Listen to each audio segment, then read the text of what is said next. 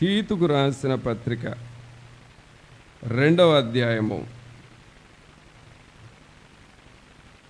తీతుకు రాసిన పత్రిక 2వ అధ్యాయము 14వ వచనం చదవండి.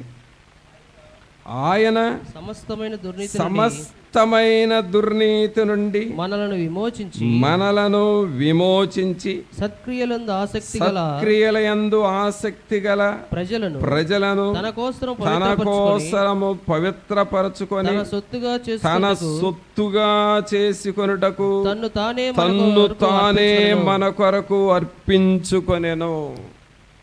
ఇక్కడ చూడండి, పౌలు గారు ఈ తీతుకు ఎంత లోతైన మాట రాస్తున్నాడంటే, ఈ విమోచకుడు మనకు చేస్తున్న పని ఏమిటంటే సమస్తమైన దుర్నీతి నుండి మనలను విమోచించి. సమస్తమైన దుర్నీతి.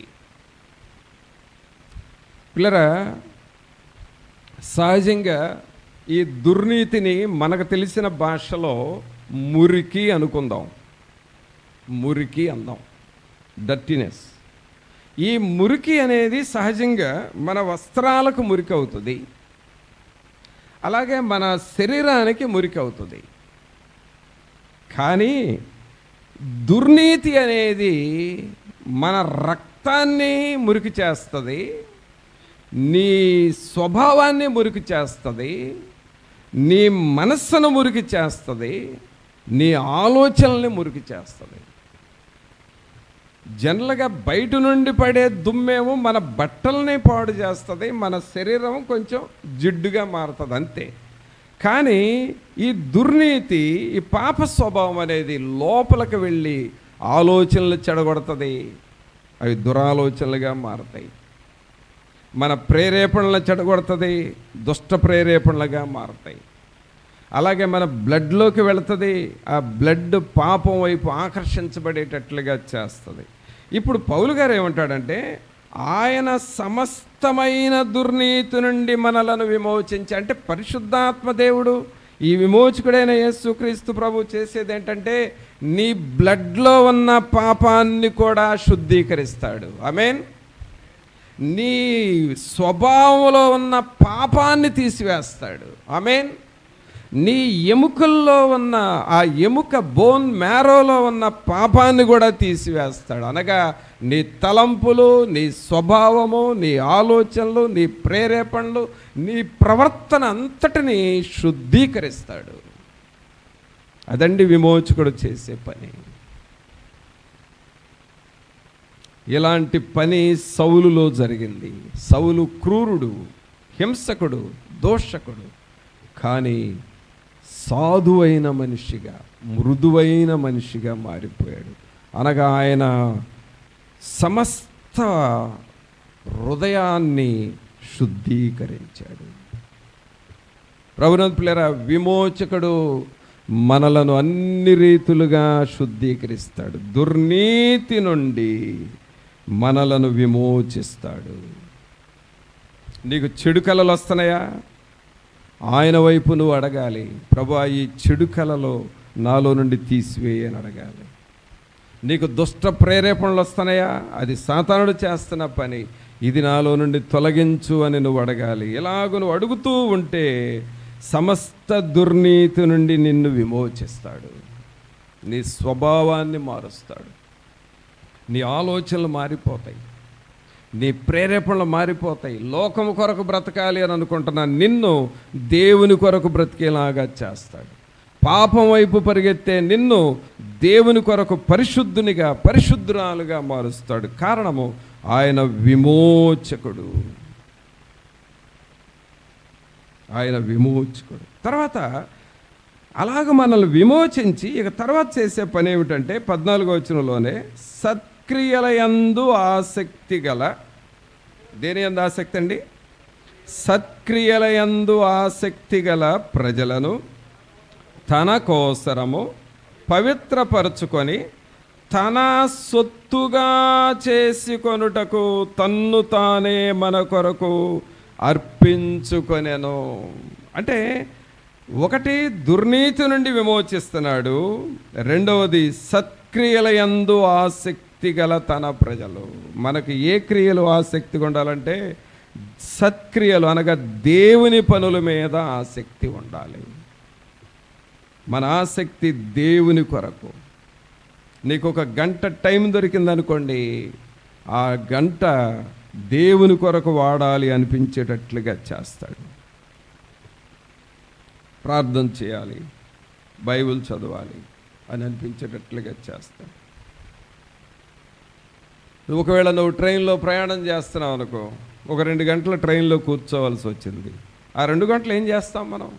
ఆ ప్రక్కన వాళ్ళని పరిచయం చేసుకొని వాళ్ళకి దేవుని మాటలు చెప్పాలని అనిపించేటట్లుగా చేస్తాడు.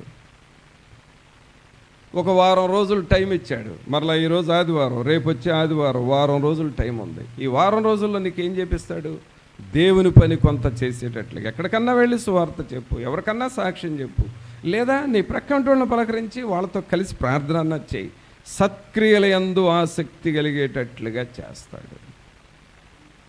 ఇది దేవుడు మన లోపల చేసే అంతరంగములో మార్పు. ఇది మన విమోచకుడు చేస్తూ ఉన్న పని. అందుకని ఇక్కడ ఏమని చదువుతున్నావు? సత్క్రియల యందు ఆసక్తి గల ప్రజలను తన కోసరము పవిత్రపరచుకొని తన సొత్తుగా చేసుకొనుచున్నాడు. అంటే మనము దేవుని సొత్తుగా మారిపోతూ ఉన్నాము. దేవుని సొత్తుగా, దేవుని బిడ్డలుగా మనల్ని మార్చుకుంటున్నాడు. అనగా ప్రియులరా, మన విమోచకుడు ఎప్పటికప్పుడు మనము ఆయన సొత్తుగా చేసుకుంటూ ఉన్నాడు.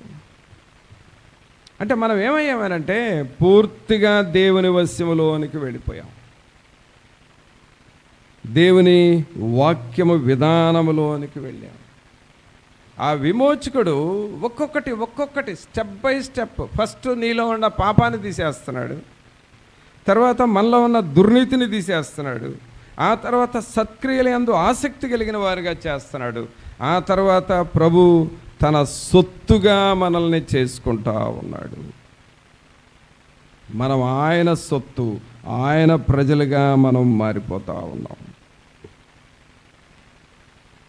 తర్వాత ఇక్కడ ఏమంటున్నాడు? 14 వచ్చిన మరలా చదవండి. తీతు 2:14. ఆయన సమస్తమైన దుర్నీతి నుండి మనలను విమోచించి సత్క్రియల యందు ఆసక్తి గల ప్రజలను తన కోసరము పవిత్రపరచుకొని తన సొత్తుగా చేసుకొనుటకు తన్ను తానే మన కొరకు అర్పించుకొనెను. అనగా ఇక్కడ మనం చేయాల్సింది ఏంటి అనంటే, మనము దేవునికి లోబడుతూ ఉంటే ఆయన పనులు ఆయన మనలో చేస్తూ ఉంటాడు. అది మన విమోచకుడు చేసే పనులివి.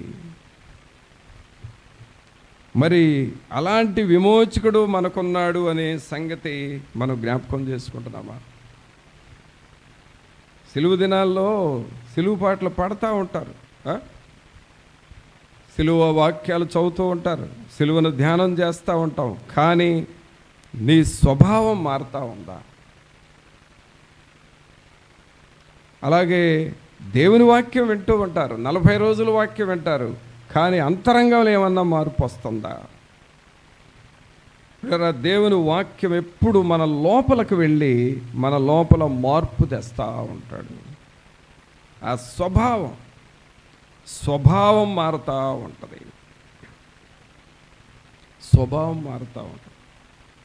ఒకసారి ఒక అడవిలో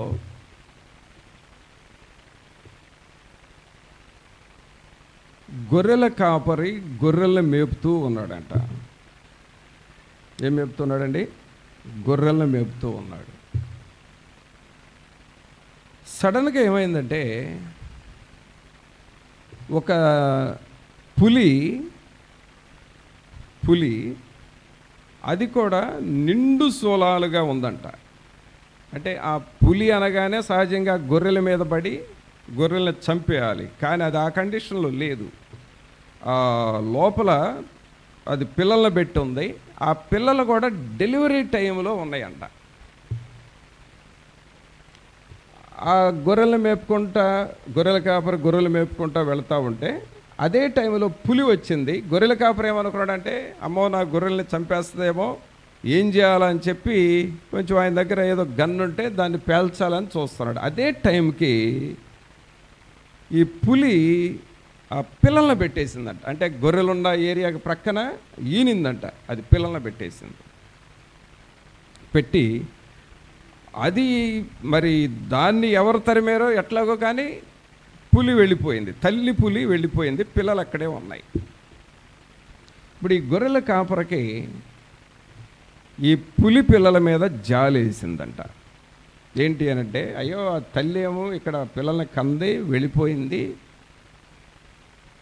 ఇక మళ్ళీ అది తిరిగి వస్తుందో లేదో కూడా తెలియదు, ఈ పిల్లల్ని ఇక్కడ పడేసింది, పాలు ఇవ్వాలి లేకపోతే అవి బ్రతకవు కదా అని చెప్పి ఈయన ఏం చేస్తున్నాడంటే, ఆ గొర్రెల్ని ఎటు తోలుకెళ్తే అటు ఈ పిల్లల్ని, పులి పిల్లల్ని కూడా తీసుకెళ్తున్నాడంట. 2 పిల్లలు ఏమో పెట్టింది, ఆ 2 పిల్లల్ని జోలి కట్టుకొని మోసుకొని వెళుతున్నాడంట పులి పిల్లల్ని.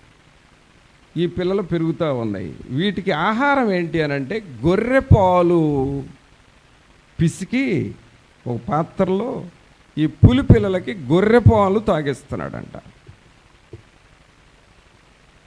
దాదాపు కొన్ని నెలల పాటు అవి కొంచెం బ్రతికే వరకు గొర్రె పాలు త్రాగి వాటంతట అవి నడిచే టైంకి వాటి స్వభావం ఏమైందంటే గొర్రె పిల్లల స్వభావంగా మారిపోయిందంట. ఇంకా అది పులి స్వభావం లేదు. పుట్టిన దగ్గర నుండి ఎవరి పాలు తాగుతున్నాయి? అవి గొర్రె పిల్ల పాలు త్రాగుతున్నాయి. ఆ గొర్రెల కాపరి ఆ పాలే త్రాగిస్తూ ఉన్నాడు.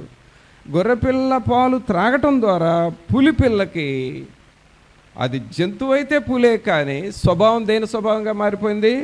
గొర్రెపిల్ల స్వభావంగా మారిపోయి ఆ గొర్రెల్లో కలిసిపోయింది. గొర్రెల్లాగా తిరుగుతున్నాయి. ఆ గొర్రెల కాపరి ఏది చెబితే అది చేస్తూ ఉన్నాయి. అప్పుడు అనుకున్నాడంట, నేనిచ్చిన గొర్రె పాలు ఈ పులి స్వభావాన్ని మార్చింది అని చెప్పాడు. ప్రభునంతులరా, మన విమోచకుడు మన స్వభావాన్ని మార్చేస్తాడు. ఆయన వాక్యం మన హృదయంలోకి వెళ్ళాలి. ఆయన వాక్యం అనే పాలును మనం త్రాగుతూ ఉండాలి. ఆయన వాక్యమునకు నువ్వు లోబడుతూ ఉండాలి. నీవే పరిస్థితుల్లో ఉన్న ప్రభువా నీ సన్నిధి నాకు కావాలని ఆయన వైపు చూస్తూ ఉంటే నీ స్వభావాన్ని మారుస్తాడు, నీ పరిస్థితుల్ని మారుస్తాడు. అందుకనే అక్కడ దేవుని వాక్యం ఏం చదువుతుంటే, సత్క్రియల యందు ఆసక్తి గల ప్రజలను తన కోసరము పవిత్రపరచుకొని తన సొత్తుగా చేసుకొనుటకు తన్ను తానే మన కొరకు అర్పించుకొనెను. తన సొత్తు కంటే దేవుని బిడ్డల సొత్తుగా మారిపోయాయి. ఈ పులి పిల్లలు ఇప్పుడు ఎవరి సొత్తుగా మారిపోయినాయి? గొర్రెల కాపరగే అవి గొర్రెల్లాగా మారిపోయినాయి, తన సొత్తుగా మారిపోయినాయి. అలాగే మన జీవితాలు దేవుని సొత్తుగా మార్చుకోవాలని దేవుని ఉద్దేశం. మరి అలాంటి విమోచకుడు మనకు ఉన్నాడు. మరి ఈ విమోచకుని మీద నువ్వు దృష్టి పెడతావా? ఈ విమోచకుని మీద దృష్టి పెట్టి, ప్రభువా నీ వైపు నేను చూస్తాను, నీ స్వభావం నాకు రావాలి అని అడుగుతావా? చివరికి ఇంకొక మాట చూద్దాం. హెబ్రీలకు రాసిన పత్రికలో పౌలు గారు రాస్తున్నాడు ఇంకొక మాట. హెబ్రీలకు రాసిన పత్రిక 2వ అధ్యాయము. ఈ విమోచకుడు మనకు చేసే మరొక పని చూద్దాం. హెబ్రీలకు రాసిన పత్రిక 2వ అధ్యాయము 14వ వచనం నుండి చూడండి. కాబట్టి ఆ పిల్లలు రక్త మాంసములు గలవారైనందున ఆ ప్రకారమే మరణము యొక్క బలము గలవానిని అనగా అపవాదిని మరణము ద్వారా నశింపజేయుటకును జీవితకాలమంతయు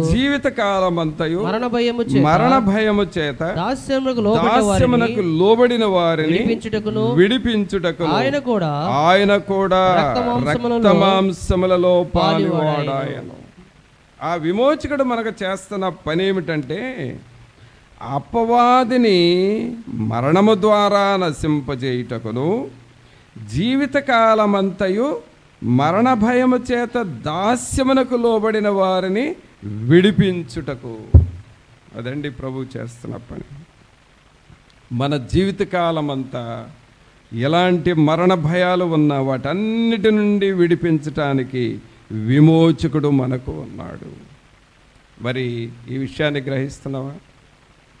నాకు విమోచకుడు ఉన్నాడు, ఆయన నాకు సహాయం చేస్తున్నాడు, ఆయన నన్ను విడిపిస్తాడు, నా కుటుంబ పరిస్థితులు మారుస్తాడు, నా పిల్లల పరిస్థితులు మారుస్తాడు. నిరీక్షిస్తూ ప్రార్థిస్తూ ఉన్నాము, ఖచ్చితంగా ఆయన మన పరిస్థితులు మార్చగలడు అనే విశ్వాసంతో మనం ఉందామా? అందుకే చెబుతూ ఉన్నాడు, అపవాదిని మరణము ద్వారా నశింపజేయుటకు, జీవితకాలం అంతయు మరణ భయము చేత దాస్యమునకు లోబడిన వారిని విడిపించుటకు ఆయన కూడా రక్తమాంసములలో పాలివాడు. ఆయన మనలాంటి వ్యక్తిగా మారిపోయాడు. కారణము మనలను విడిపించాలని. కావున ప్రభునంతులరా, మనల్ని మనం అలాగూ దేవుని సన్నిధిలో, మీరు మమ్మల్ని విడిపించే దేవుడు ప్రభువా అని ప్రభువుని అడుగుతాం. జాన్ బన్యన్ అనే దైవజనుడి పేరు మనం విన్నాం. ఆయన ఒక పుస్తకం రాశాడు. ఆ పుస్తకానికి సెకండ్ బైబిల్ అనే పేరు వచ్చింది. అదేంటి అనంటే పిలిగ్రిమ్స్ ప్రోగ్రెస్, యాత్రికుని ప్రయాణం అనే పుస్తకం. ఆ పుస్తకం ఎక్కడ రాశాడంటే ఒక చెరసాలలో ఉండి రాశాడు. 14 సంవత్సరాలు ఆయన జీవిత ఖైదీగా ఉన్నాడు దేవుని కొరకు. ఆ టైంలో దేవుడిచ్చిన దర్శనాన్ని ఒక బుక్ లాగా రాశాడు. అది ప్రపంచంలో పేరుగాంచిన పుస్తకం అయింది. సెకండ్ బైబిల్ అని పేరు వచ్చింది. కానీ ఆయన అంత గొప్ప వ్యక్తిగా మారటానికి ముందు దేవుని దగ్గర అడిగాడంట, అయ్యా నేను చాలా లోక సంబంధినయ్యా, పాపంలో బానిసగా బ్రతుకుతున్నాను, ఈ బంధకాల చేత బంధించబడి ఉన్నాను, నా బ్రతుకు చాలా ఘోరమైన బ్రతుకు, నాలాంటి వాడు నీకు ఏం ఉపయోగపడతాడు అని ప్రార్థన చేశాడంట దేవుని దగ్గర. అంటే నేను మీకెందుకు పనికిరాను, నేను బహుగా ఘోరమైన వ్యక్తిని, క్రూరమైన వ్యక్తిని, నా వలన ఏమీ కాదు, నేను నీకోసం బ్రతకలేను, మరి నన్ను ఏం చేస్తావో నాకు తెలియదని అట్లా ప్రార్థన చేసేవాడంట మొదట. అప్పుడు ప్రభు ఆయన స్వభావాన్ని మార్చేశాడు, ఆయన పరిస్థితులు మార్చేశాడు. ఆయన ఎంతగా మారిపోయాడంటే దేవుని కొరకు ఒక గొప్ప దైవజనుడిగా మార్చేశాడు.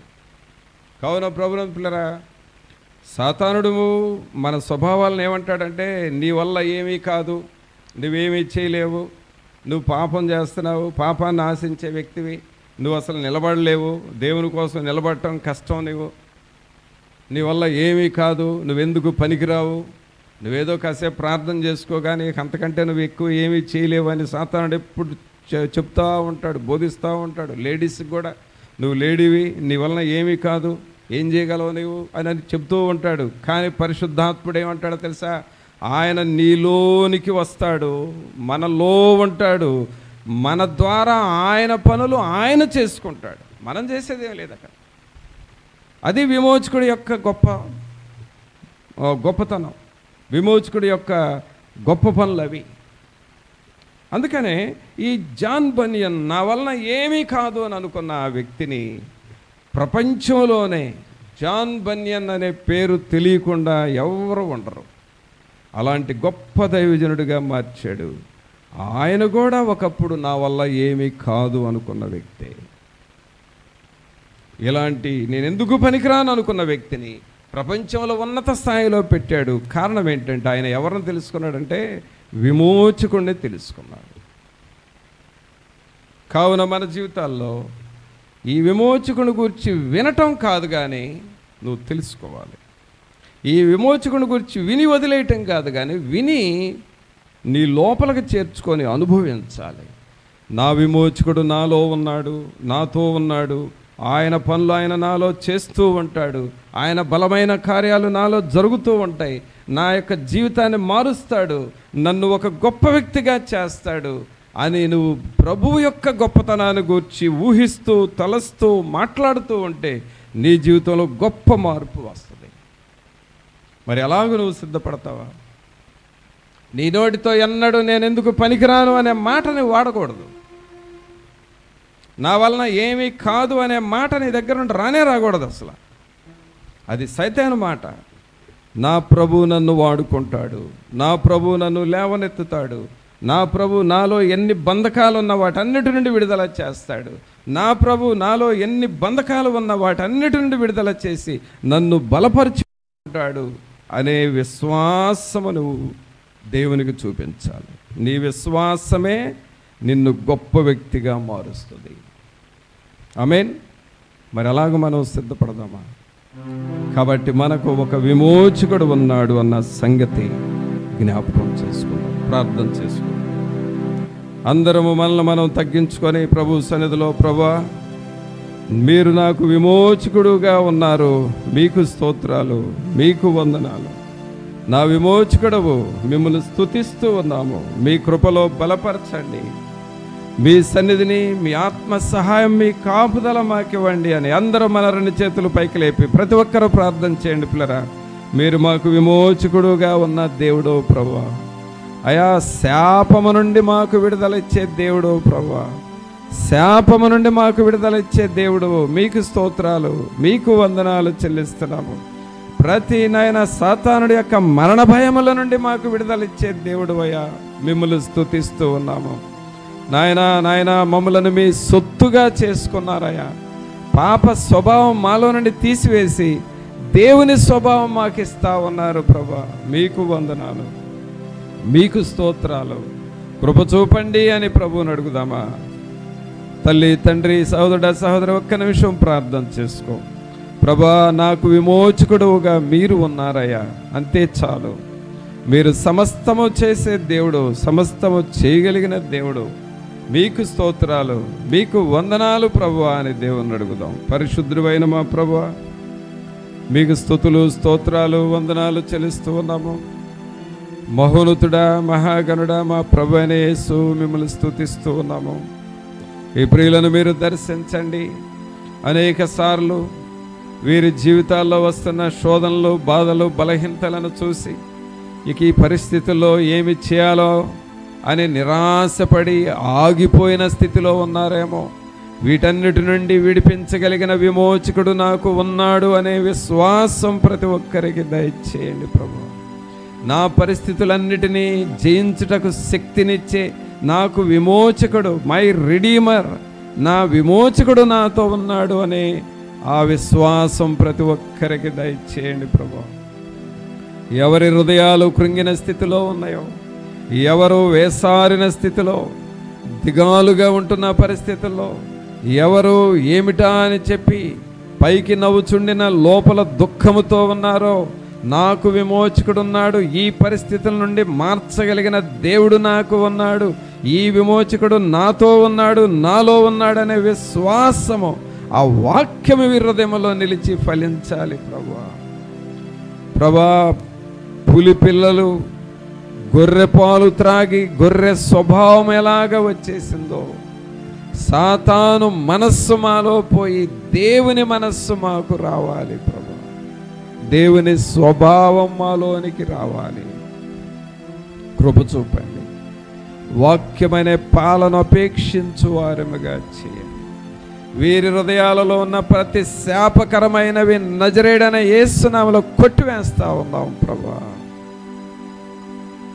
వీరి హృదయాలలో ఉన్న లోక సంబంధమైన వాటన్నిటినీ ప్రభు అయిన అమూల్యమైన యేసు రక్తము ద్వారా తుడిచివేయమని ప్రార్థిస్తున్నాం.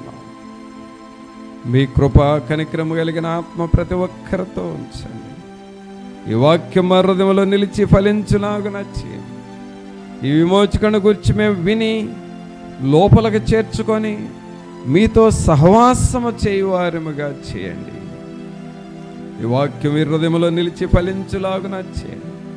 ఎప్పుడు ఏ పరిస్థితుల్లో వీరు నాయన గుండె చెదరన స్థితిల్లోకి వెళుతూ ఉంటే, నా విమోచకుడు నాకు ఉన్నాడు, ఆయన నాకు సహాయము చేయగలడు అనే విశ్వాసం వీరిలో, ఆ ధైర్యం వచ్చినట్లుగా చేయండి ప్రభా. ఎందుకనగా మీరు విమోచకుడు ప్రభా. మీరు మాకు తోడుగా ఉన్న దేవుడు. మా కుటుంబ పరిస్థితులు, మా ఆర్థిక పరిస్థితులు, మా మానసిక పరిస్థితులు, మా ఆత్మీయ పరిస్థితులు అన్నిటి నుండి మాకు జయమిచ్చి విమోచించే విమోచకుడు ప్రభువా, మీకు స్తోత్రాలు, మీకు వందనాలు. ఈ వాక్యం అందరి హృదయంలో నిలిచి ఫలించులాగున చేయమని నజరేయుడైన యేసు నామమున అడిగి వేడుకొనుచున్నాము తండ్రి, ఆమేన్. మన తండ్రి అయిన దేవుని ప్రేమ, కుమారుని కృప, పరిశుద్ధాత్మని యొక్క సన్నిధి, విమోచకుడు మనతో ఎల్లప్పుడూ ఉండు. ఆ విమోచకుని మనము మన జీవితంలో ఉపయోగించుకుంటూ విమోచన జీవితాలను మనం అనుభవించటం పరిశుద్ధాత్ముడు మనందరికీ సహాయము చేయనుగాక. ఆమేన్.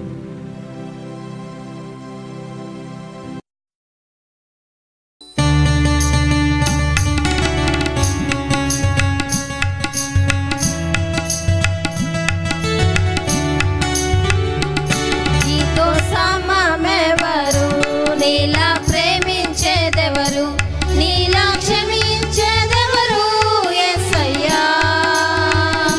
నీలా పాపికై ప్రాణం పెట్టిన వారెవరు, నీలా పాపికై